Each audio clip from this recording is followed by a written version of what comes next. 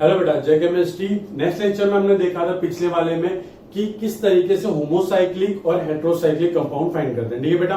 और कुछ क्वेश्चन भी देखे थे उसके बेसिस पे। आज का लेक्चर हम लोग एक क्वेश्चन से स्टार्ट करते हैं। आपको मैं 2 क्वेश्चन दूंगा, आपको उसको अटेम्प्ट करना है पहले, और देखता हूं मैं आप पिछले वाले लेक्चर को रिकॉल कर पाते हो कि नहीं कर पाते हो। उसके बाद हम नया टॉपिक पढ़ेंगे, ठीक है बेटा। तो पहले ईमानदारी से क्वेश्चन अटेम्प्ट करना है और ये क्वेश्चन आपके फेयर नोटबुक में होना चाहिए। तो क्वेश्चन कुछ इस तरीके से बेटा, स्टार्ट करते हैं क्वेश्चन नंबर 1। आपको क्या करना है, find out the total number of homocyclic compound. मतलब आपको मुझे टोटल नंबर बताने कि कितने इसमें होमोसाइक्लिक कंपाउंड है, जितने मैं आपको कंपाउंड दे रहा हूं, ठीक है।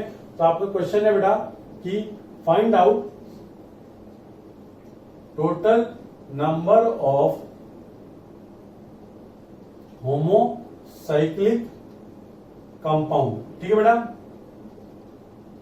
कंपाउंड या फिर कंपाउंड्स। अब स्टार्ट करते हैं, आपको मैं पूरे दे देता हूं मॉलिक्यूल्स। पहला वाला मॉलिक्यूल कुछ इस तरीके से, ये मॉलिक्यूल पहला। दूसरा मॉलिक्यूल, जो बेटा डरना नहीं, मॉलिक्यूल देख के डरना नहीं, जो हमारा बेसिक कॉन्सेप्ट है बस उसको दिमाग में रखो और क्वेश्चन आराम से हो जाएगा आपसे, ठीक है। थर्ड वाला आपको देता हूं मैं एक और मॉलिक्यूल, आपको टोटल नंबर बताने हैं कितने, ठीक है। चलो फोर्थ वाला एक और मॉलिक्यूल आपको दे देता हूं मैं, ठीक है। और आपको मॉलिक्यूल देता हूं मैं, 4 हो गए। 5वां मॉलिक्यूल,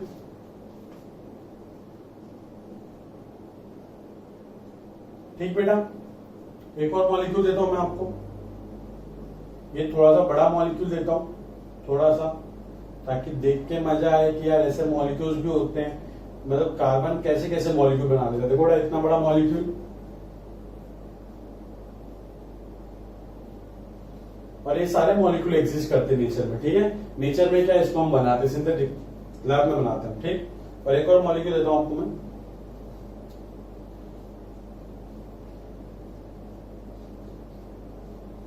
अब आपको बताना है मुझे कि इन 7 कंपाउंड्स में से कितने कंपाउंड होमोसाइक्लिक है। एक क्वेश्चन ये आपका, दूसरा क्वेश्चन मैं देता हूं और आपको क्वेश्चन नंबर 2। जब तक आप इसको अटेम्प्ट करेंगे, find out total number of heterocyclic.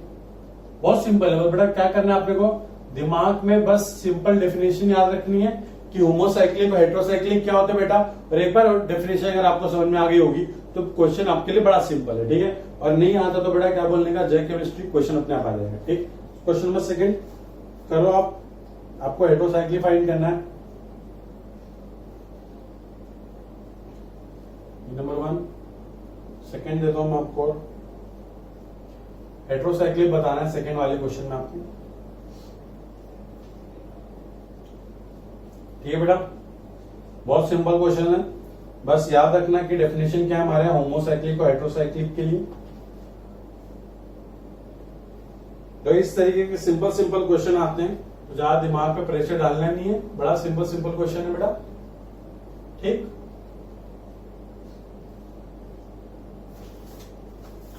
और आपको देता हूं मैं,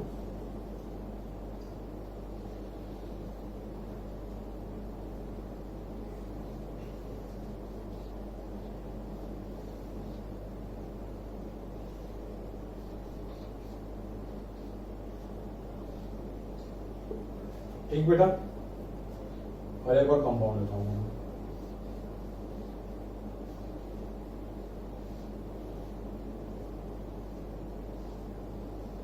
ये आपके क्वेश्चन है।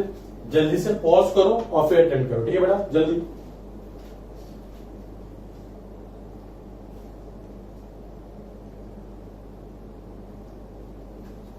आप देखो बेटा, एग्जाम में जब भी ऐसे क्वेश्चन आ रहे हैं तो पहले वर्ड को अंडरलाइन करो कि पूछ क्या रहा है। क्या पूछ रहा है, होमोसाइक्लिक। वरना क्या होता है, पूछ होमोसाइक्लिक रहा है, हम हेटेरोसाइक्लिक फाइंड करके लिख के आ जाएंगे। नहीं, पहले अपने को टिक करना है कि क्या पूछ क्या रहा है, ठीक। अब होमोसाइक्लिक मतलब कि जो रिंग बनेगी वो सारे एटम सेम होने चाहिए। जो एटम्स रिंग बना रहे हैं वो सारे एटम क्या होने चाहिए, सेम होने चाहिए।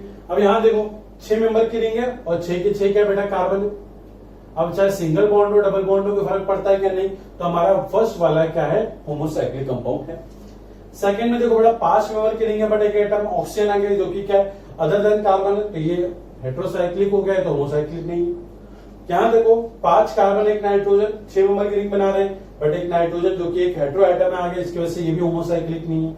यहाँ देखो 3 मेंबर की रिंग बन रही हो, तीनों के तीनों क्या बेटा कार्बन है, तो ये तो हमारा होमोसाइक्लिक है। यहाँ देखो 3 मेंबर की रिंग एक बोरॉन आ गया, गलत बात, हेटेरोसाइक्लिक है। तो यहाँ देखो इतने बड़ी मेंबर की रिंग है, सारे के सारे क्या बेटा कार्बन, एक भी हेटेरो एटम नहीं आया, मतलब कि ये भी क्या हमारा होमोसाइक्लिक। और यहाँ देखो बेटा 6 मेंबर की 2 रिंग बनी पड़ी हैं, एक दूसरे से अटैच है वो, और बेटा आप देख सकते हो कि सारे के सारे क्या है कार्बन है, एक भी हेटेरो एटम नहीं है, मतलब एक भी एटम अदर देन कार्बन नहीं है। तो ये एटम, ये मॉलिक्यूल क्या हमारा होमोसाइक्लिक है। तो टोटल कितने मॉलिक्यूल है बेटा, देखो 1 2 3 4, तो हमारा आंसर क्या आएगा 4। तो आप वहां पे 4 लिख के आ जाना, और आपको 4 लिखते ही आपको +4 मार्क्स मिल जाएंगे। बहुत सिंपल बेटा। किस किस का सही हुआ बेटा, क्वेश्चन सही हो रहे हैं तो बेटा आप मुझे व्हाट्सएप पे मैसेज करके बताओगे, ठीक है। चलो यहाँ पे हेटेरोसाइक्लिक कंपाउंड, अब ये नहीं हेटेरोसाइक्लिक है ही नहीं, क्योंकि 5 मेंबर की रिंग है जो कि क्या 5 कार्बन बना रहे हैं, एक भी हेटेरो एटम नहीं है, इस पे तो ध्यान दे रहे नहीं होता, तो ये तो बेटा हेटेरोसाइक्लिक नहीं है, ठीक। ये भी हेटेरोसाइक्लिक नहीं होगी, देखो बेटा 3 मेंबर की रिंग और तीनों के तीनों कार्बन, तो ये भी हेटेरोसाइक्लिक नहीं है। बट ये हेटेरोसाइक्लिक है क्योंकि देखो बेटा 5 कार्बन और एक नाइट्रोजन। वैसे यहाँ पे देखो बेटा 4 कार्बन एक ऑक्सीजन, ये भी हेटेरोसाइक्लिक हो गया। यहाँ देखो बेटा, यहाँ पे इस पे फोकस करना ही नहीं है, इस पे फोकस करना ही नहीं है, और ये देखो सारे के सारे जो रिंग बन रही है वो कौन बना रहा है, कार्बन बना रहा है, और कार्बन बना रहा है सिंस, इसलिए ये क्या होमोसाइक्लिक न कि हेटेरोसाइक्लिक। अब यहाँ देखो बेटा, आप इसको देख के कंफ्यूज मत होना, रिंग तो देखो रिंग तो बस इधर ही है, और रिंग बनाने के लिए कौन हेल्प कर रहा है, बस कार्बन हेल्प कर रहा है। देखो यहाँ पे भी कौन हेल्प कर रहा है, बस कार्बन हेल्प कर रहा है, तो इसको भी क्या बोलेंगे बेटा, इसको क्या बोलेंगे, होमोसाइक्लिक। तो ये हेटेरोसाइक्लिक नहीं है, काट डालो इसको। यहाँ देखो ये तो बेटा ये तो साइक्लिक कंपाउंड ही नहीं है, होमो हेटेरो तो छोड़ दो, साइक्लिक कंपाउंड ही नहीं है, तो क्या ओपन चेन स्ट्रक्चर है, देखो बेटा साइक्लिक है ही नहीं, तो ये तो हो ही नहीं सकता। अब यहाँ देखो बेटा, यहाँ पे देखो ये जो रिंग बन रही है वो 3 कार्बन बना रहे हैं, तो ये भी हमारा हेटेरोसाइक्लिक नहीं हो सकता। और यहाँ देखो बेटा, यहाँ पे जितने भी कॉर्नर्स हैं सब जगह पे कार्बन होंगे, और देखो पूरा साइक्लिक स्ट्रक्चर है, अच्छा वाला क्यूब बन गया, ठीक है। बट सारे के सारे क्या है, कार्बन है, कोई हेटेरो एटम नहीं, तो हेटेरोसाइक्लिक ये भी नहीं, ये भी कैंसर। तो टोटल कितने मॉलिक्यूल है हमारे पास, बस 1 2, और कोई है क्या नहीं, तो इसका आंसर क्या है बेटा 2। सिंपल है बेटा, कोई दिक्कत नहीं, जल्दी से इसको सॉल्व कर लो, आंसर लिख लो, ठीक है, जल्दी।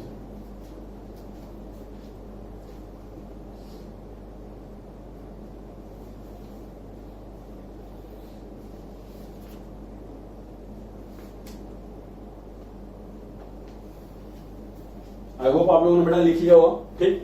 कोई बड़ा रॉकेट साइंस नहीं इसके अंदर। अब बेटा मैं आपको एक टर्म समझाने वाला हूँ, उस टर्म का मतलब क्या है वो पहले समझेंगे। पहले आपने ये टर्म सुना भी होगा, उसको हम कहते हैं बेटा होमोलोगस सीरीज। क्या बोलते बेटा, होमोलोगस सीरीज। अब होमोलोगस सीरीज कुछ नहीं है, जैसे नाम से पता चल रहा है कि कोई एक सीरीज होने वाली है, ठीक। तो देखते हैं बेटा क्या सीरीज है, क्या क्या इसका चक्कर क्या है, ठीक। बात समझो, मैं एक पर्टिकुलर फैमिली को ले लेता हूँ, ठीक, एग्जाम्पल लेते हैं। एक बात समझो, एक फैमिली है, पर्टिकुलर फैमिली, अंबानी फैमिली ले लेते हैं, हमारी फेवरेट फैमिली अंबानी फैमिली, ठीक।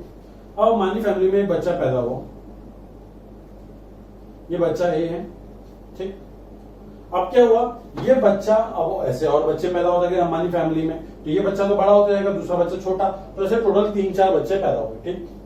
तो मान लेते हैं कि ये सबसे पहला पैदा वाला इधर है और सबसे छोटा वाला इधर है, तो ये सबसे बड़ा बच्चा, ये छोटा बच्चा, और ये से छोटा बच्चा, तो इसको नाम दे देते हैं ए, इसको नाम देते हैं बी, इसको नाम देते हैं सी। और तीनों के तीनों कहां से बिलोंग करते हैं बेटा, अंबानी फैमिली से, तो इसका भी सरनेम ए, इसका भी सरनेम अंबानी, इसका भी सरनेम अंबानी। मतलब ये भी अमीर है, ये भी अमीर है, ये भी अमीर है, ये भी स्मार्ट है, ये भी स्मार्ट है, ये भी स्मार्ट है, ये भी जेट में ट्रैवल करता है, ये भी जेट में ट्रैवल करता है, ये भी जेट में ट्रैवल करता है, इसके पास स्विस अकाउंट है, इसके पास स्विस अकाउंट है, इसके पास स्विस अकाउंट है। बस डिफरेंस क्या है तीनों की हाइट में, क्यों, क्योंकि देखो बेटा हाइट तो देखो अलग है इसकी, छोटू सा, ये थोड़ा उससे बड़ा, ये थोड़ा उससे लंबा, है ना बेटा। तो मतलब क्या है, तीनों सेम फैमिली से बिलोंग करते हैं, बट तीनों की हाइट में क्या है, डिफरेंस है। बस अब यही चीज को आप पकड़ के अब एक सीरीज बनाते हैं हम लोग, ठीक है। देखो हम लोग एक फंक्शनल ग्रुप ले लेते हैं, एक फंक्शनल ग्रुप जो कि एक अल्कोहल मान लेता हूं, ठीक है। एक फंक्शनल ग्रुप हम लोग डिस्कस करते हैं। फंक्शनल ग्रुप तो आपको पता ही क्या होता है, ऐसा ग्रुप जो कि मॉलिक्यूल की फिजिकल और केमिकल प्रॉपर्टी को डिसाइड करता है। अब इसमें पहला मैं ले लेता हूं कौन सा, अल्कोहल।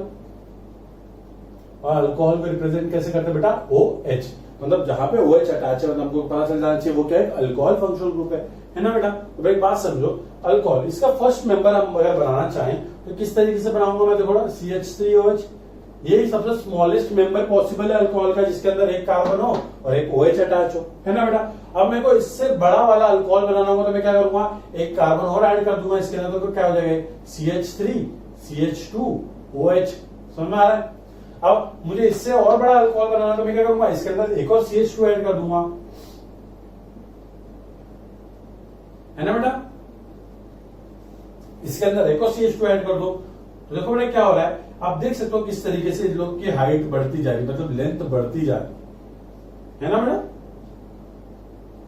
इसमें एक और ऐड कर दो CH3 CH2, जो ऊपर वाले में 3 CH2 थे, इसमें हम क्या कर सकते हैं, इसमें हम 4 CH2 लगा देते हैं। तो आप देख सकते हो कि किस तरीके से सबके सब अल्कोहल है, सबके सब अंबानी फैमिली से बिलोंग करते हैं, बट ये छोटू अंबानी बड़ा, उससे बड़ा, उससे बड़ा, उससे बड़ा, है ना। तो सबके सब अंबानी फैमिली से बिलोंग करते हैं, मतलब सबके सब एक ही फंक्शनल ग्रुप अल्कोहल से, मतलब एक ही फैमिली से बिलोंग करते हैं। पर देखो इसकी साइज टूसी, इसकी साइज बड़ी, इसकी साइज और बड़ी, इसकी साइज और बड़ी, इसकी साइज और बड़ी हुई, है ना बेटा। अब एक बात समझो, अब मुझे एक बात बताना, क्या इन सब के केमिकल प्रॉपर्टी सेम होगी, क्या इन सब का मतलब जो स्टेटस है मार्केट में सेम रहने वाला, ऑब्वियस सी बात है। ये बोलेगा मैं अंबानी तो इसको भी चाय मिलेगी, ये बोलेगा मैं अंबानी तो इसको भी चाय मिलेगी, ठीक। एक बात समझिए, फनी से एग्जांपल देता हूं मैं आपको। सपोज एक मतलब एक ही फैमिली है, उसमें सारे बच्चे हैं, पर एक छोटू अंबानी है जो कि 1 साल का है, और एक बड़े वाले अंबानी भाई साहब है जो कि समथिंग अराउंड 25 साल का है, ठीक बेटा। अब एक बात समझो, क्या इस 25 साल के अंबानी को कोई आंटी गोद में लेके खिलाएगी क्या? नहीं खिलाएगी, क्यों? क्योंकि वो 25 साल का है। बट ये 1 साल के बेबी को तो भाई वो गोद में लेके खिला सकती है। तो अब तो आप बोलोगे सर आपने तो बोला था अंबानी है, तो बेटा ऐसे कैसे हो गया? हाँ, वेरी गुड। ये जो सीरीज होती है बेटा, ये जो सीरीज होती है ना, इनकी केमिकल प्रॉपर्टी नियरली सेम होती है, मतलब कि इसकी जो केमिकल प्रॉपर्टी होगी वो भी इसकी होगी, वो भी इसकी होगी, वो भी इसकी, वो भी इसकी होगी, मतलब कि एक केमिकल प्रॉपर्टी ये सारे के सारे शो कर सकते हैं। बट जो फिजिकल प्रॉपर्टी होती है इनकी, क्या होती है बेटा? फिजिकल प्रॉपर्टीज होती हैं वो एक रेगुलर ट्रेंड शो करता है, मतलब रेगुलर ट्रेंड शो करता है। किस तरीके से अभी बता दूंगा आपको। देखो क्या होता है कि अल्कोहल के अंदर जो सॉल्युबिलिटी होती है, क्या होती है सॉल्युबिलिटी, मतलब किसके अंदर? वाटर के अंदर। वो डाउन द ग्रुप अगर जाओगे, मतलब नंबर ऑफ कार्बन एटम अगर बढ़ते रहते हैं तो उसकी सॉल्युबिलिटी क्या होती है? कम होती है। अब ऐसा क्यों? क्योंकि एक बात हमेशा याद रखना कि जितने नंबर ऑफ कार्बन एटम बढ़ेंगे, क्या जितने नंबर ऑफ कार्बन एटम बढ़ेंगे उसकी सॉल्युबिलिटी उतनी क्या हो जाती है? कम। क्यों बेटा? बिकॉज जो कार्बन होता है ना बेटा, कार्बन ये क्या होता है? हाइड्रोफोबिक होता है, इसको पानी से डर लगता है। अब इसको पानी से डर लगता है तो जब इसको आप पानी में मिलाते हो तो पानी के साथ वो सॉल्युबल होता ही नहीं है ना। तो मतलब आप बोलोगे सर फिर ये कैसे सॉल्युबल होगा? वो सॉल्युबल होता है ड्यू टू इस ये पर्टिकुलर ग्रुप के वजह से। और ये ग्रुप क्या करता है? वाटर के साथ H बॉन्डिंग करता है। अब H बॉन्डिंग वगैरह क्या है इस सब मैं आपको बताऊंगा, बट फिलहाल के लिए इतना याद रखो, जैसे जैसे नंबर ऑफ कार्बन आइटम बढ़ते जाते हैं वैसे वैसे उसकी सॉल्युबिलिटी क्या हो जाती है बेटा? कम हो जाती है। क्यों? क्योंकि याद रखना है कि कार्बन क्या होता है? हाइड्रोफोबिक होता है। क्या होता है बेटा? हाइड्रोफोबिक। आपको ट्राई करना है, ट्राई कर लो। आप पानी लो, उसके अंदर आप कोई कोयला वोयला डाल दो, कोक डाल दो, तो वो सॉल्युबल नहीं होगा, क्योंकि बेटा उस कार्बन की सॉल्युबिलिटी नहीं होती, ठीक। अब देखो, अब सिर्फ कार्बन तो नहीं, दूसरे ग्रुप भी लगे हुए हैं तो इसकी सॉल्युबिलिटी थोड़ी बहुत होती है, but number of carbon atom बढ़ते जा रहे हैं तो उसकी सॉल्युबिलिटी क्या हो रही? कम होती जा रही है, ठीक बेटा। तो हमेशा याद रखना आपको कि ये जो इसी सीरीज को हम क्या बोलते हैं? Homologous series. कुछ नहीं बेटा, नंबर ऑफ आप क्या कर रहे हो कि CH2 ग्रुप ऐड करते जा रहे हो। देखो बेटा, इसके अंदर आप क्या करो, इसके अंदर एक CH2 ग्रुप ऐड कर दो, फिर इसके अंदर एक CH2 ग्रुप ऐड कर दो, फिर इसके अंदर एक CH2 ग्रुप ऐड कर दो। तो देखो क्या हो रहा है, सिंपली इस तरीके से हम ये बनाते आ रहे हैं, क्या? Homologous series. तो मतलब ये पर्टिकुलर एक छोटा, उससे बड़ा, उससे बड़ा, उससे बड़ा, उससे बड़ा, तो ये जो पर्टिकुलर सीरीज बनी इसको हम क्या बोलते हैं बेटा? Homologous series. तो आपको कुछ पॉइंट लिखवा दो होमोलोगस सीरीज के बारे में। आपको ये लिखना है इस तरीके से, और जो मैं लिखवाऊंगा वो लिखना है, ठीक बेटा। तो बेटा इससे कोई क्वेश्चन आता नहीं, बट ये टर्म है, मतलब कि नॉर्मली कहीं पे अगर आप बुक पढ़ोगे एनसीईआरटी तो आपको ये लिखा हुआ दिख जाएगा कहीं पे, तो आपको पता होना चाहिए कि होमोलोगस सीरीज क्या होती है, ठीक है बेटा। कुछ नहीं, बड़ा सिंपल है, ठीक। तो आपको यहां पे लिखना है क्या कि such series are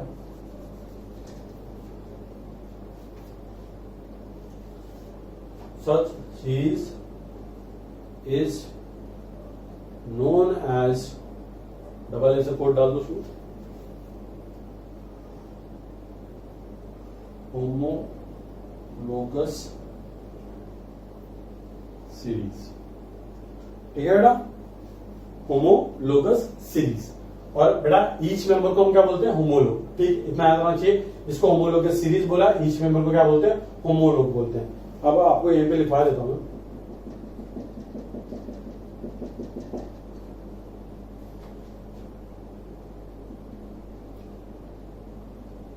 individual is known as homologs.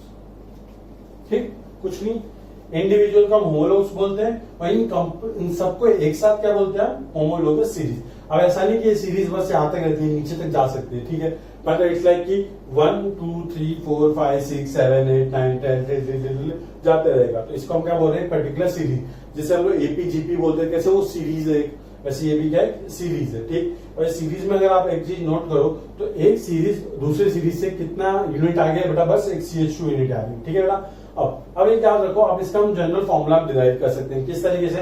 देखो बेटा, कार्बन कितना है? एक कार्बन है। ठीक, अगर एक कार्बन तो हाइड्रोजन कितना बेटा? वेरी गुड, हाइड्रोजन कितने हमारे पास? 4 कार्बन है। देखो, तो जनरल फॉर्मूला डिराइव करना कोई बड़ी बात नहीं होती। आप किसी भी एक मॉलिक्यूल को ले लो और उस मॉलिक्यूल को देख के जनरल फॉर्मूला डिराइव कर लो। देखो, कार्बन कितना है? एक, तो मैं क्या बोलता हूँ? कार्बन की वैल्यू डाल देता हूँ N। ठीक, तो अगर बेटा अगर हमारे पास N कितना है? हमारे पास अगर N1 है, मतलब कार्बन की वैल्यू में अगर N1 है, तो हाइड्रोजन हमारे पास कितना होना चाहिए बेटा? तो हाइड्रोजन कितना मांगता है? देखो बेटा, हाइड्रोजन 3 और 1 4 हाइड्रोजन होने चाहिए यहाँ पे। तो फॉर्मूला हम कैसे लिख सकता हूँ कि CnH2n प्लस कितना बेटा? Very good, CnH2n plus 2। और देखो बेटा, एक ऑक्सीजन है तो एक ऑक्सीजन को इस तरीके से आप लिख सकते हो। ठीक है, अब आप ये यहाँ पे N वगैरह मत लिख देना, क्योंकि देखो इन सब के अंदर नंबर ऑफ कार्बन आइटम बदल रहे हैं, नंबर ऑफ हाइड्रोजन आइटम बदल रहे हैं, और नंबर ऑफ ऑक्सीजन आइटम क्या सब में सेम है। इसमें भी एक ऑक्सीजन, इसमें भी एक, इसमें भी एक, इसमें भी, इसमें। तो ये क्या बेटा? ये जो फॉर्मूला हमारा बन गया क्या? General formula. ठीक, अब देखो ये सेटिस्फाई करता है कि नहीं करता, कैसे पता चलेगा? इसका मॉलिक्यूलर फॉर्मूला क्या होगा? C1H4O। तो देखो बेटा, अगर N की वैल्यू अगर मैं 1 पुट करूं, N की वैल्यू अगर मैं 1 पुट करूं, तो देखो बेटा क्या आएगा? C1H2 into 1 plus 2O1। बेटा क्या हो जाएगा बेटा? C1H4O। देखो यहाँ पे भी C1H44 और C1H14। अब देखो बेटा, यहाँ पे अगर C की वैल्यू देखो बेटा कितना है? 1, 2 कार्बन है। तो देखते हैं बेटा, ये हमारा जनरल फॉर्मूला हमने सही बनाया कि नहीं बनाया? तो N की वैल्यू क्या पुट कर दो? 2 पुट कर दो। तो देखो बेटा, इसका जनरल फॉर्मूला देखो बेटा क्या बनेगा? इस वाले का, एक कार्बन 2 कार्बन, तो इसका जनरल फॉर्मूला क्या बनेगा बेटा? देखो C2। देखो बेटा, आपको जो लिखवाऊंगा वही लिखना। अभी आपको ये लिखना नहीं, वैसे ये सब नहीं लिखना। आपको पता कहां तक लिखना है? आपको ये पर्टिकुलर पोर्शन लिखना है, ये इतना पर्टिकुलर पोर्शन लिखना है। अभी उसको हम बाद में लिखेंगे, पर ये पर्टिकुलर पोर्शन लिखना है। ठीक, पहले एक सी देख लेते हैं हम लोग। देखो 2 कार्बन लिख लेते हैं बेटा। देखो क्या इस तरीके से CH3 CH2OH। इसका मॉलिक्यूलर फॉर्मूला बोलना बेटा कितना बनेगा बेटा? देखो मॉलिक्यूलर फॉर्मूला क्या इसका? C2 3 2 5 1 6 मतलब CH6O। ठीक, अब N की वैल्यू 2 पुट करके देखते हैं क्या आएगा इसके अंदर वो फॉर्मूला। देखो C2H2 into 2 plus 2 plus O क्या हो जाएगा बेटा? C2H6O। ये भी C2H6O, ये भी C2H6O। मतलब कि इस पर्टिकुलर होमोलोगस सीरीज का, मतलब सारी होमोलोगस सीरीज का एक कॉमन क्या होता है? उनका जनरल मॉलिक्यूलर फॉर्मूला। तो ये क्या है हमारा? ये इस पर्टिकुलर सीरीज का क्या है? General molecular formula. तो ये आप डिराइव भी कर सकते हो, आप याद भी रख सकते हो। सिंपल है बेटा। देखो कार्बन की वैल्यू 1 है, तो 1 के लिए कितने N होना चाहिए? उसके हिसाब से हमने फॉर्मूला बना लिया था। ठीक है, तो हम क्या करते हैं? हमने ये लिख लिया कि इसको देखो, इस सीरीज को क्या बोलते हैं? Homologous series. याद रखना है, ईच मेंबर को क्या बोलते हैं? होमोलोग्स। ठीक है, एग्जाम पॉइंट ऑफ व्यू से बिल्कुल इंपॉर्टेंट नहीं है, कोई आपको कभी नहीं पूछने वाला, बट आपको पता होना चाहिए कि होता क्या है। ठीक, एग्जाम में ये सब नहीं पूछते। जो एग्जाम के लिए इंपॉर्टेंट है वो आपको बताता चलूंगा, उतने पे आपको ज्यादा ध्यान देना है। ये तो क्या बस एनसीईआरटी में 1-2 टर्म्स है, वो हमको पता होने चाहिए। ठीक, देखो इस पर्टिकुलर सीरीज के लिए हमने जो जनरल फॉर्मूला डिराइव किया वो क्या है बेटा? इसका जो जनरल फॉर्मूला है वो आया हमारा क्या बेटा? CnH2n+1 की 2 बेटा CnH2n प्लस 2 और साथ में क्या ऑक्सीजन। ठीक है, सिंपल बेटा। अब अगर जनरल फॉर्मूला ये है, ठीक, तो वेर n कैपिटल लिखोगे, where n is number of carbon atom. ठीक बेटा, where n is number of carbon atoms. तो अगर n की वैल्यू अगर आप 1 पुट करो तो ये आएगा C1H4O। और देखो बेटा इसका भी मॉलिक्यूलर फॉर्मूला क्या है, C1H4O। तो मतलब वो जनरल फॉर्मूला ये सारे के लिए अप्लीकेबल होगा। आप चेक कर लो किसी के लिए, तो 1 2 3 4 5। तो अगर आप वहां पे n की वैल्यू 5 पुट करोगे तो आपको इसी पर्टिकुलर मॉलिक्यूल का क्या मिल जाएगा, मॉलिक्यूलर फॉर्मूला। इसलिए वो क्या हमारा general formula for molecular formula. ठीक बेटा, अब और कुछ लिखते हैं बेटा। अब मैं आपको कुछ पॉइंट लिखवा रहा हूं, वो आपको लिखने। Characteristics of homologous series. अब जो बड़ा एक एक पॉइंट हम लिखते चलेंगे कि ये क्या क्या प्रॉपर कैरेक्टरिस्टिक शो करता है और किस तरीके से क्यों शो करता है। ठीक है, एक पॉइंट लिखेंगे फिर उसको डिस्कस करेंगे। तो बड़ा आपको ये लिखना है और आपको वो भी लिखना है और ये वाला आपको हेडिंग डालनी है। अब पहला जो पॉइंट है वो मैं लिखूंगा,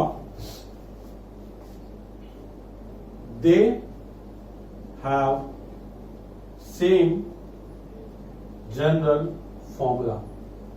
सही बात है। देखो बेटा, इसके लिए भी जनरल फॉर्मूला वो, इसके लिए भी जनरल फॉर्मूला वो, मतलब इन सब के लिए जनरल फॉर्मूला क्या है, एक ही रहने वाला है। तो पहला पॉइंट तो बहुत क्लियर है कि they have same general formula. कोई दिक्कत बेटा नहीं।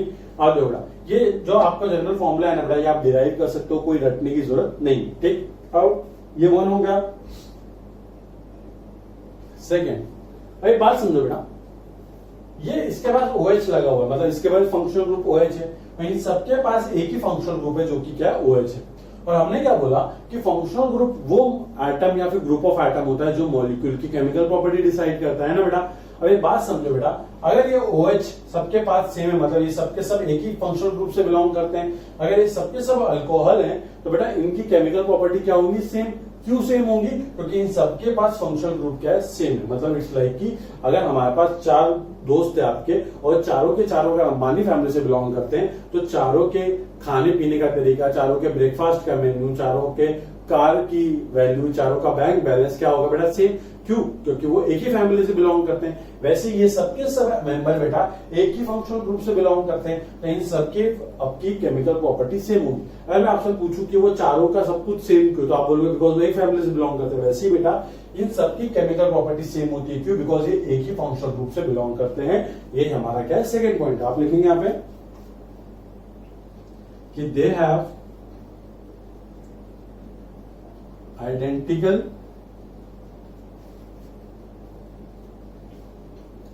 chemical properties due to presence of same functional group। है ना बेटा, बहुत सिंपल है। सबके सब सेम केमिकल प्रॉपर्टी शो करते हैं। क्यों, बिकॉज इनके पास क्या है बेटा, सेम फंक्शनल ग्रुप। तो ये फंक्शनल ग्रुप को इस तरीके से आप कोट में डाल दो, ये इस तरीके से आप लिखोगे कि सेम फंक्शनल ग्रुप की वजह से उनकी केमिकल प्रॉपर्टी क्या होती है बेटा, सेम होती है। सिंपल बेटा। थर्ड पॉइंट देखते हैं, क्या बोलते हैं, 2 successive members are differ by CH2 group. सही बात है। तो बेटा ये 2 सक्सेसिव मेंबर्स हैं और इन दोनों में डिफरेंस किसका, बस एक CH2 ग्रुप का है। तो ये 2 सक्सेसिव मेंबर्स हैं, इन दोनों में डिफरेंस किसका, बस एक CH2 ग्रुप का। तो ये भी और ये भी। तो अब यहाँ पे भी ये थर्ड पॉइंट लिख दोगे कि 2 सक्सेसिव मेंबर्स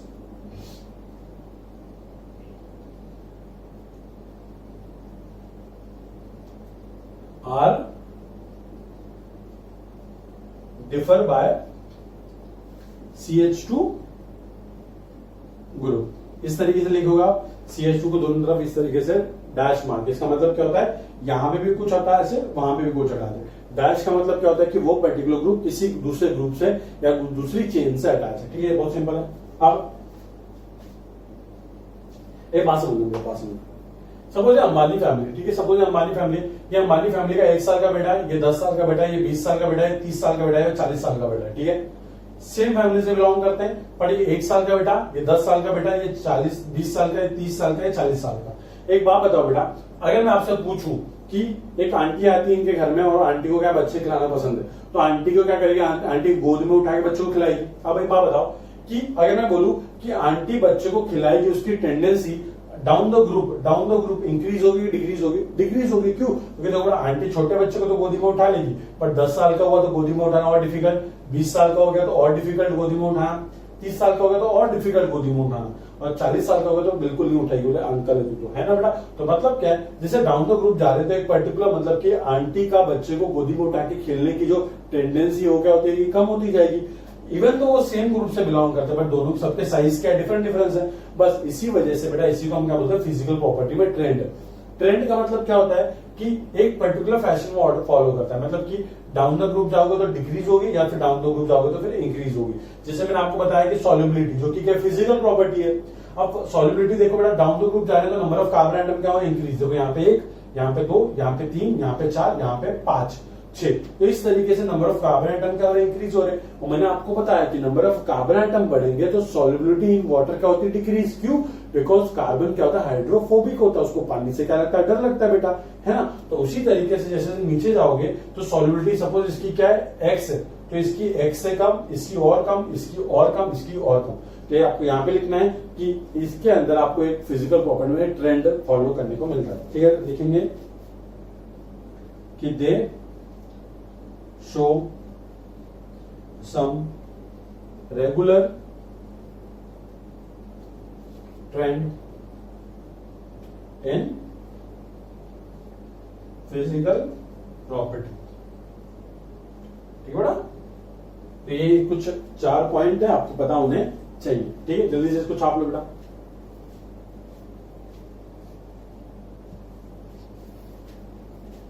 तो बेटा आज के लिए इतना बहुत है, नेक्स्ट लेक्चर में हम लोग कंटिन्यू करेंगे। ठीक है, और कोई भी डाउट आता है बेटा कांटेक्ट करो पर्सनली। ठीक है, थैंक यू सो मच। जय गणेश बेटा।